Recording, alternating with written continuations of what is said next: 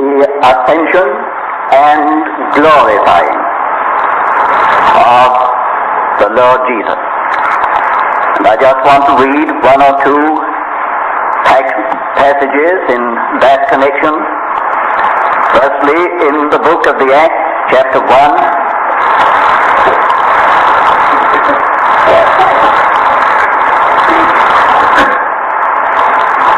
former treatise I made, O Theophilus, concerning all that Jesus began both to do and to teach, until the day in which he was received up, after that he had given commandment through the Holy Spirit unto the apostles whom he had chosen. The letter to the Hebrews, chapter 2, verse 9, we behold him who hath been made a little lower than the angels, even Jesus, because of the suffering of death, crowned with glory and honor. The letter to the Philippians, chapter 2 and verse 9, wherefore God also highly exalted him and gave unto him the name which is above every name. Not nearly enough has been made of the ascension. So though we may not observe the church calendar and its special days and feasts, it is true that even in that calendar the ascension has a minor place. Tremendous amount is made of Christmas, or if you like, the birth of the Lord Jesus. Great deal is made of the resurrection. Something is made of Pentecost. But the ascension mentioned is almost passed over, given very little attention. And yet it has tremendous significance. And it is one of the features of redemption. Drop it out, the scale is not complete. I don't want to occupy you with technicalities or sidelines, but seeing that we are speaking about the octave, rising the scale, you probably know that sound is caused by vibrations on the air, but it is discerned by a wonderful mechanism in the ear. In every ear there is a minute organ, like a little harp, which has no fewer than 10,000 chords. And when a sound is made, a chord corresponding to that sound vibrates. And you know what that sound is, or you have a good idea. Now, in the scale, or the octave, the higher you go, the more vibrations you get. You need only a comparatively few vibrations on the low note. But the higher you go, the more vibrations you need, and the ear needs to be more alive and attuned. It can get so high, you know, that even the human ear can't hear a sound that is there. Now, my point is just this. The higher you get in spiritual things, the more sensitive you have got to be to discern. think there's a lot of that in he that hath an ear to hear. Let him hear. There needs to be a corresponding response to something that is being said. And when you come to the ascension, you're getting high up on the scale, you know. Here's something of very great importance in the whole octave of redemption. It is not without meaning or significance that this is mentioned in all four Gospels and the book of the Acts. The Pentateuch of the New Dispensation. Every writer brings you to that as the great turning point upon which everything revolves.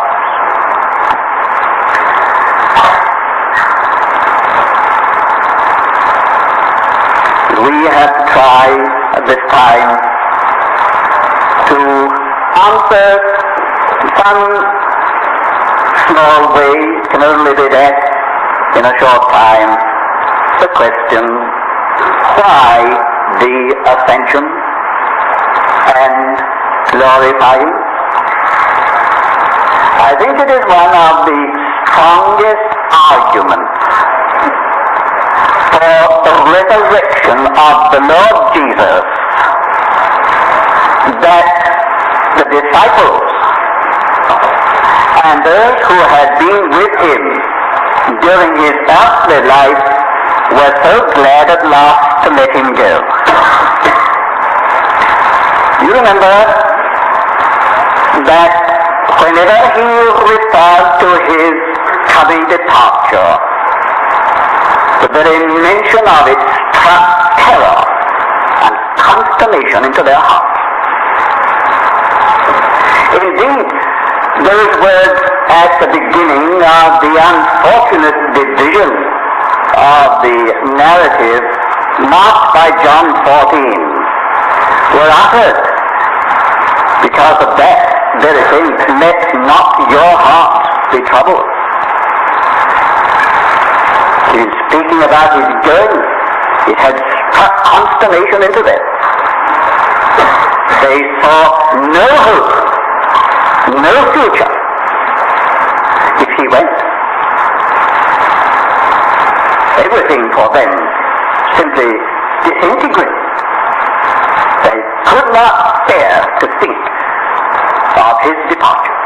And you notice how much of his time in the last days with them was occupied with this very matter of his going. And his effort to allay their fear and to reassure them. But no, they could not accept it. They could not accept it.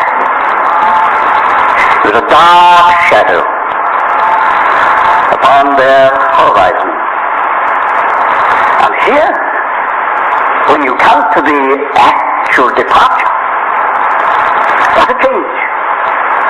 What a change. No sign of gloom whatsoever. As he lifts up his hands and blesses them, and as he does so, is received up into heaven, out of their sight. There's no suggestion whatever of terror or even of loss. They return together to Jerusalem. And if we can rightly discern the atmosphere from that moment, it was anything but one of sadness, sense of loss. Something has happened to make them realize that all that he had said about it was true. This was no change for the worse, but a change for the infinitely better. They were with great joy to together. Something's happened, I say. I think it's one of the strongest arguments for the resurrection, that such a change should take place in death. And why am I saying this? Because I do feel, dear friends, that you and I and the Lord's people today need to catch something of that which was in their hearts. We need to capture something of that joy that the Lord has gone up. We hadn't lost him, but we had greatly gained by his going up to the Father. And it is something to dwell upon, the gain of his going up. Let us come to our question again, why the ascension and glorifying? Well, to begin with, of course, it was a turning point in the dispensation. It was a new beginning of things. You to catch the picture in Psalm 24, which I think is a prophetical psalm. Interesting. Psalm 22, my God, why hast thou forsaken me? Psalm 24, lift up your heads, O ye gates. Be ye lifted up, ye everlasting doors. King of glory shall come in. All of peace. And if that Psalm 24 begins as it does, for the earth is the Lord's, and goes on, who shall ascend into the hill of the Lord? You look back to Psalm 22 for the answer. It's the shepherd of the sheep. Such a shepherd who will dwell in the house of the Lord forever is he who ascends into the hill of the Lord, clean hands and a pure heart, not having lifted up his soul unto vanity. This is he. And now the everlasting door waiting for him. But I was saying, if you can catch the picture, it is as though heaven is in suspense. Yes, and earth is silent. A pause. A pause. Psalm 22 has all been enacted.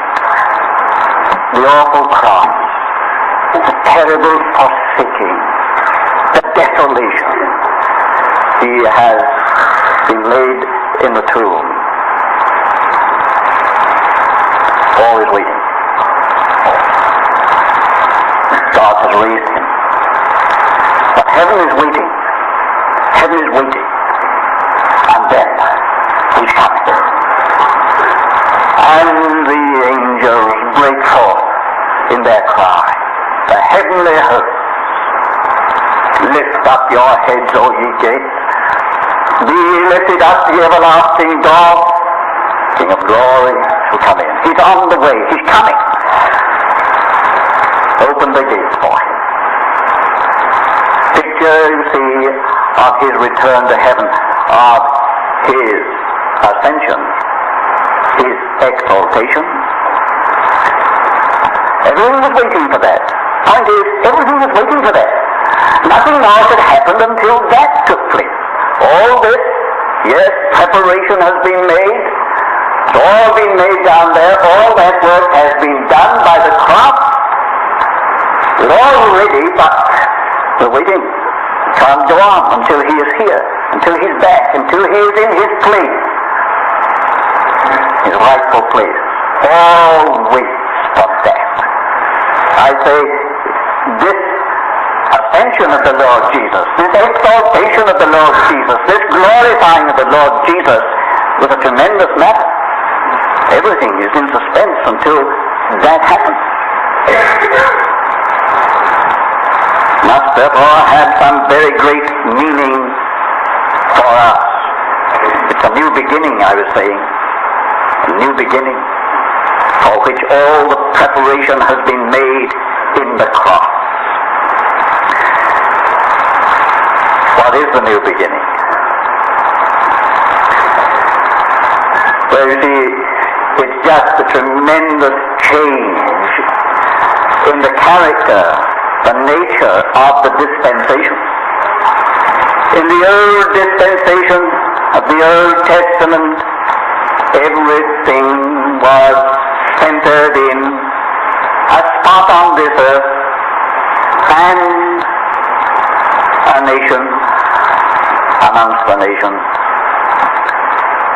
Jerusalem, the focal point. Palestine, the country. The Jews, the nation. All centered there, focused upon death. Something earthly, something temporal, and something transient. Something capable of breaking down, completely breaking down as it has done. Now the whole thing is taken away from the earth. And the focal point of everything is in heaven. The center of all divine interest is in heaven. The resources of all divine activities are in heaven. Heaven is the place now. He is there. The new dispensation is marked by this. And all that the church had not forgotten it, failed to see it. It is this, that the center, the headquarters, the seat of government is now in heaven, beyond the reach and the touch of time and earth and change and the possibility of breaking down.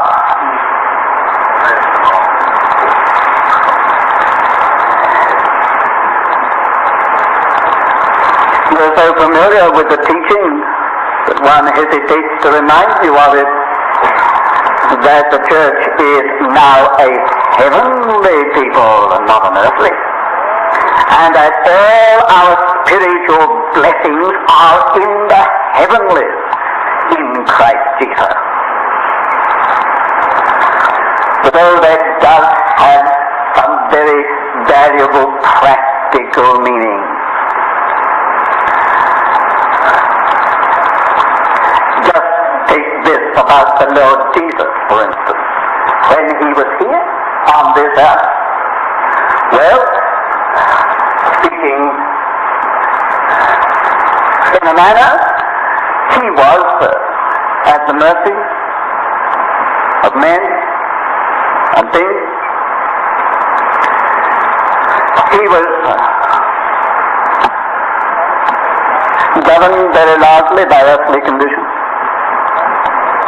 Men could treat him as they would, and they did. Amazing, amazing things that they should have treated God incarnate as they did. But they did. But they did. And at length ushered him to his death. That's speaking from the standpoint of the world and men, how they treated him, how they handled him.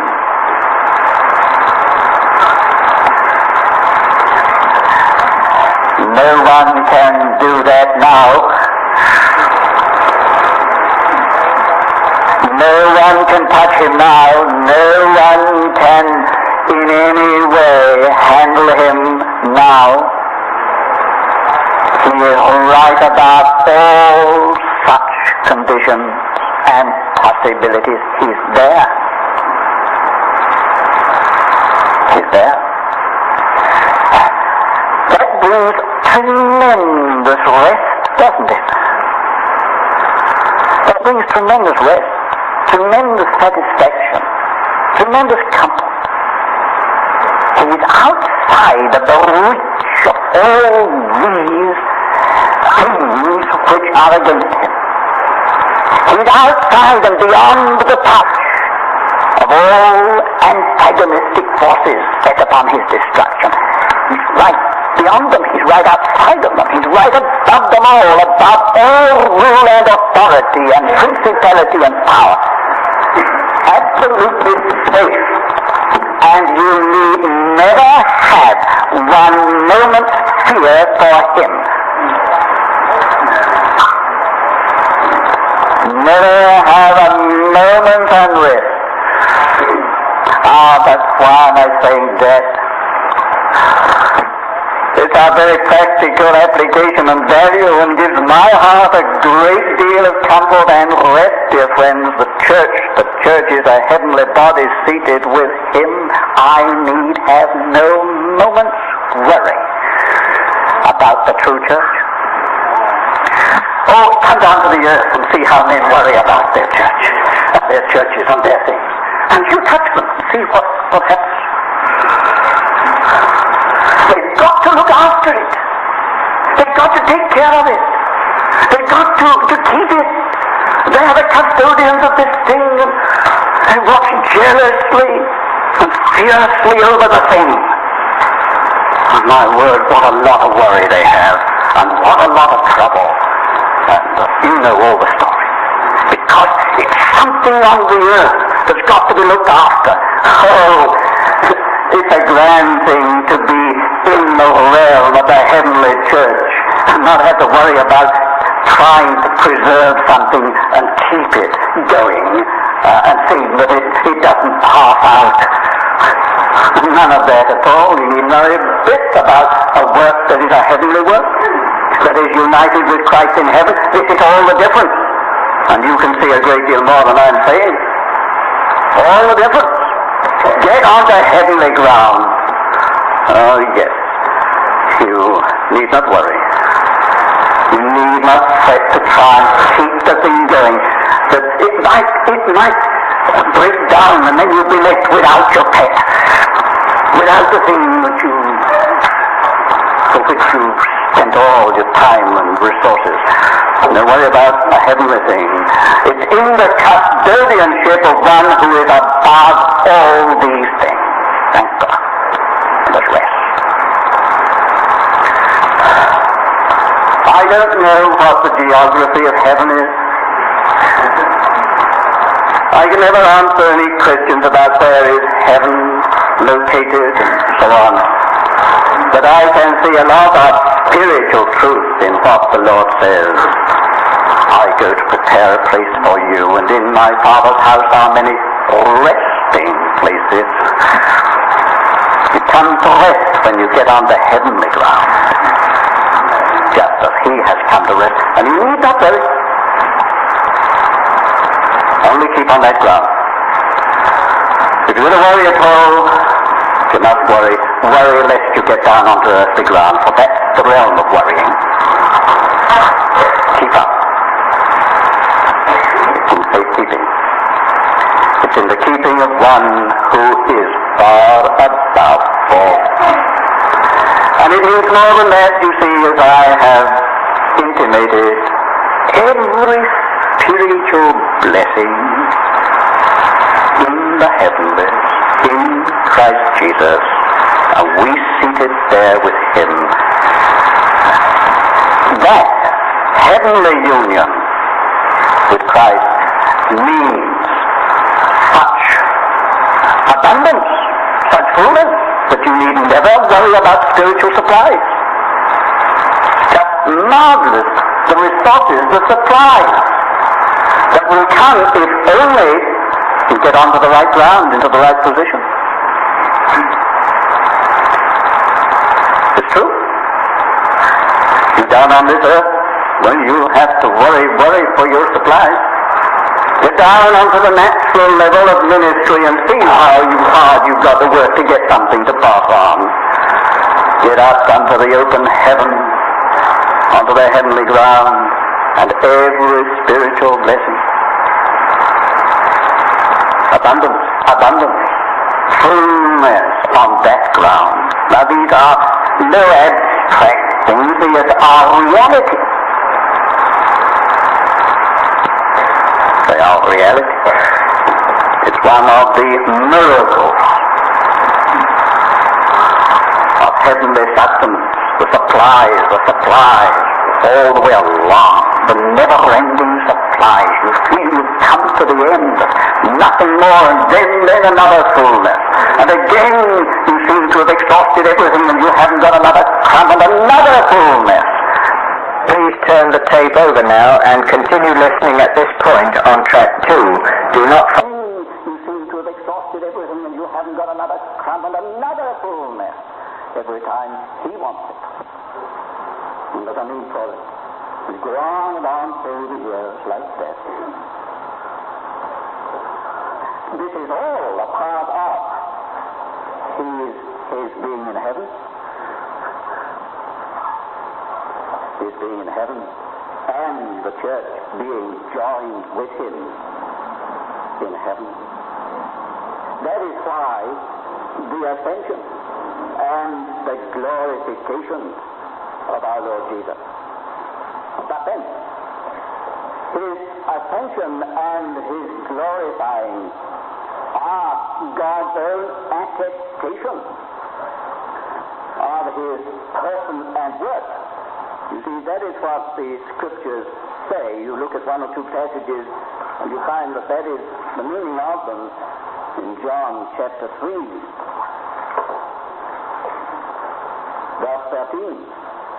No man hath ascended into heaven, but he that descended out of heaven, even the Son of Man, which is in heaven. This is the attestation of his person. We have noted Psalm 24 as following Psalm 22. You see, Psalm 24 is the attestation of the one who in Psalm 22 cried, My God, why hast thou forsaken me? Heaven breaks forth in attesting that one and his work in the cross. We have read Philippians 2:9. Wherefore? To obedience unto death, the death of the cross, God hath highly exalted him. That is the attestation of him and his work. And the same is true of the other passage in Hebrews 2:9. We behold him for the suffering of death, crowned with glory and honor. The attestation of him and his work is by his exaltation and his glorification. It proclaims his victory. Who is this King of glory? The Lord, mighty in battle. He enters in. He proclaims his victory. Now, dear friends, although we may be familiar with it and it be no new information to us, it is very necessary for us to always keep in mind that the real conflict and the real victory was in the heavenlies. It was not with flesh and blood. It was not with Jewish rulers and leaders. It was not with Roman officials or with the Roman Empire itself. Back of all these things was another empire, unseen, but very, very real. And we know it. We know it. And it was in that realm of the heavenlies that the real conflict took place. It was the encounter between two spiritual kingdoms and empires. And it was there that the real victory was won. It is over those principalities and powers and world rulers of this darkness and hosts of wicked spirits that he won the victory. But there, He's gone behind everything here and has dealt with everything behind what is here and has established his victory behind everything and over everything. He is over it. I know that difficulties arise when things are having a hard time. When you see a James killed and a Stephen martyred, and thousands cast into the Roman arena and butchered. And as today, servants and people of God cast into prison, homes and families broken up and all that, it's not difficult to wonder, is he on the throne? Is this true that he is over all? You know, this is a long-term thing, this kingdom of his. Some of you probably have watched a race in which famous athletes are engaged. And there is one outstanding, most famous. And they start off on the ring. And he seems to be the most indifferent of them all. He lets them all get ahead of him. And as they pass him and go ahead of him, there's not the slightest trace of any anxiety on his face at all. Let them get on with it. Everybody thinks that they're winning. He's beaten. But wait till the end. He has such reserves that at last, when they are all spent, he calls upon his reserves and takes the race quite easily. It's the tremendous victory of competence, of reserve. You know, the Lord Jesus is like that. Exactly what is happening today. It looks as though the rival is having it his way. He's getting ahead. And it does not seem as though the Lord is very worried about it. We can discover or trace no anxiety or fret or feverish concern in the Lord. Not that he is indifferent. But he knows what he can do. He knows what his reserves are. And again and again it has proved like this. He's come in first. In the end, he's come in first. I mean, he's taken the race. He did it at the beginning. He did it over the Roman Empire. He's done it again and again. He's just let them get ahead. Seem to have it all their own way. And in the end, he has collected all the prizes. He's got it in his hand. It's his tremendous reserve and competence. And I think it's like that for the church. We feel today, do we not, the enemy is having a good deal his own way. Seems sometimes as though the Lord is a long way behind the enemy. But wait. He said to them as the last word, I'm with you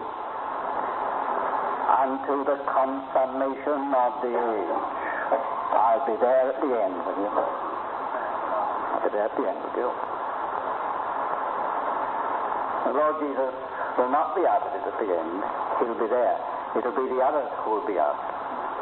Now, do you not feel that you and I want really to gather something of the strength and consolation and help of this in a day like this? We can all be so oppressed. But only this morning I have another long letter from the Far East, telling me of over 1,000 brothers and sisters and leading workers taken and put into prison. Those who have so faithfully and fully served the Lord for many years. And that going on all over the country. We need some help. We need some consolation.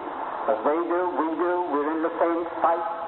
We may not be having it in the same way, actual physical suffering, imprisonment, but we're in the same battle, and the spiritual pressure is terrible. The atmosphere is just full of antagonism. We need help. And from where can we draw that help? More than from the fact that he has gone up on high and is there. That's only the first thing about it. But that's a mighty thing. He's on the throne. And this is presented to us in the record and out of the so manifest effect of this upon those who were there. Those who were there. And you remember that Luke was a very meticulous historian. He tells us that he took pains to look into and gather the data correctly, accurately.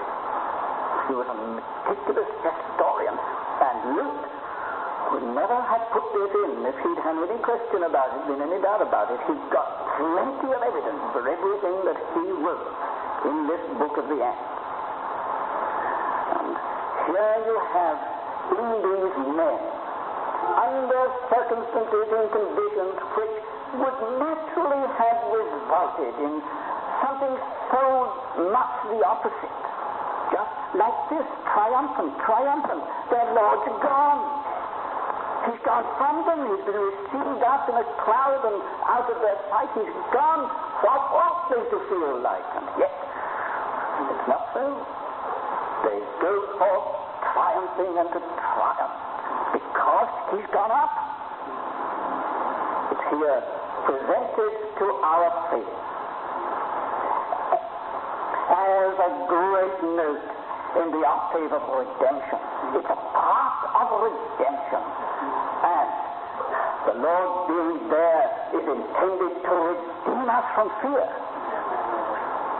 to redeem us from uncertainty, to redeem us from overwhelming depression and oppression in the day of apparent calamity.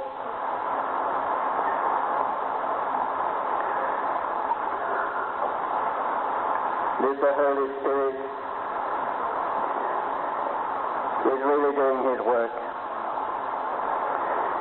I believe that in those who are thus suffering, the Holy Spirit is, if not in words, in effect, says, all right, he's on the throne, I believe they'll come through because of this very truth. Jesus reigns. He's on the throne. He's gone up on high. We need, I say again, redeeming by this truth. It is a great factor in redemption. As I said, it's only one part of the great truth, and not a large part which can only be hinted at this time. The Son of Man ascending up on high where he was before. The Son of Man ascending up on high. What if you see the Son of Man ascending? That very title, you see, is indicative of a great and wonderful truth. It brings us right into the letter to the Hebrews. What is man? Thou art mindful of him, or the Son of Man, but thou makest mention of him. Thou madest him to have dominion over the works of thy hand. Thou hast put all things in subjection under his feet. But we see not yet all things in subjection under his feet? He hasn't yet come to that for which he was made. Does not all realized yet. But we see him, Jesus, made little Lord and the angels for the suffering of death, crowned with glory and honor. What does it mean? Here is the Son of Man, in whom as a first one, all the divine intention concerning man, his very creation, is realized. Listen, and we ought to enter upon a detailed study of that letter now, especially in its first chapters, but we can't do it. But listen.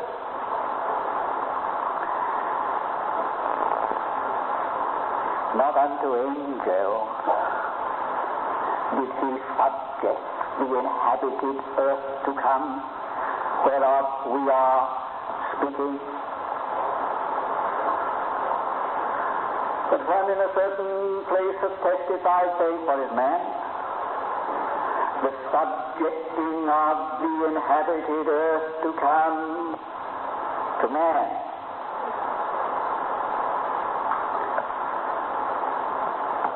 We see not all things in subjection under man, but we see his representative in heaven with all things in subjection under him for man. The representative man in heaven, in whom it is secured for man. And then the writer goes on.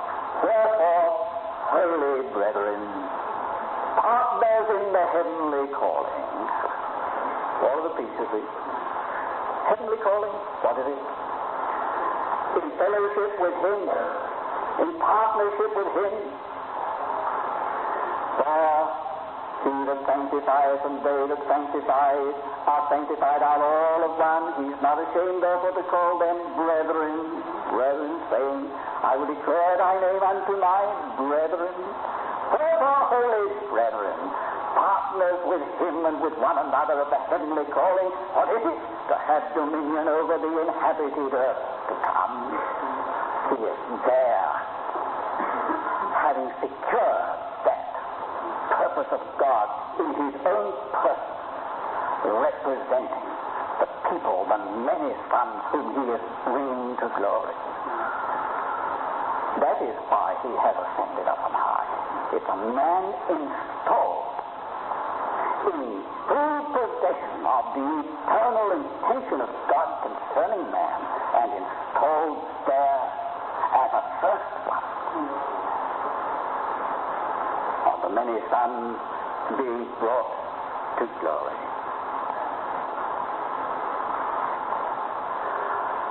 Perhaps you ask, what is the difference between the heavenly rule and government now and that in the old dispensation? Because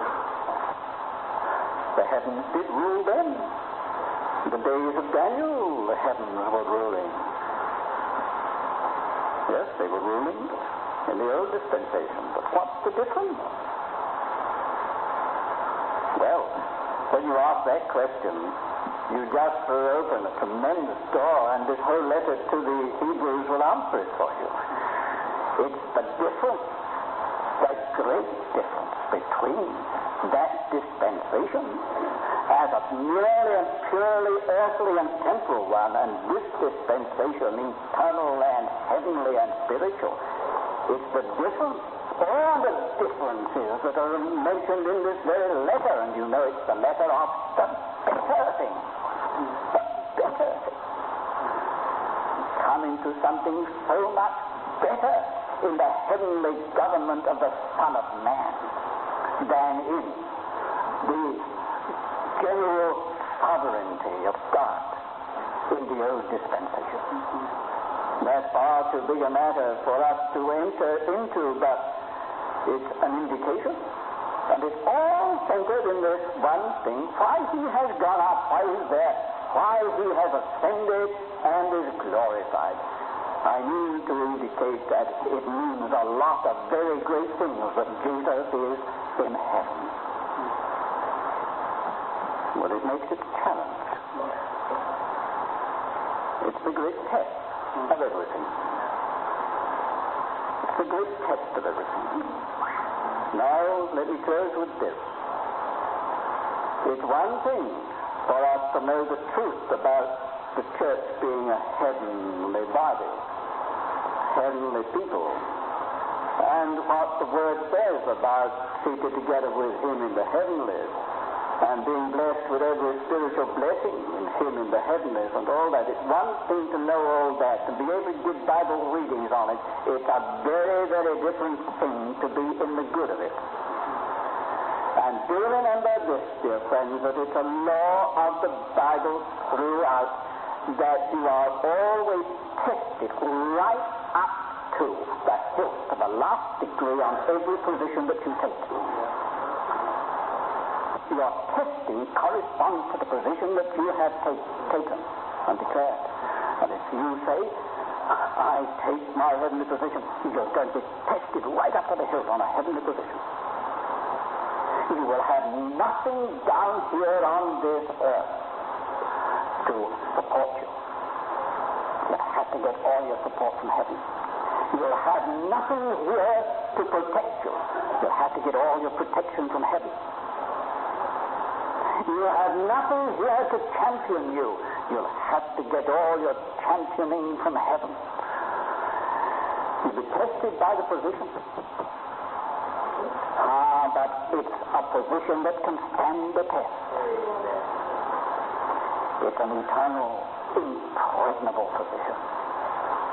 You don't understand all that I've said. Don't worry. I'm declaring what is true. And it's very searching. It is very testing. The disciples came into the joy of it at the beginning. Much of the joy of it remains throughout, but I can see sometimes they're having a real battle on this question.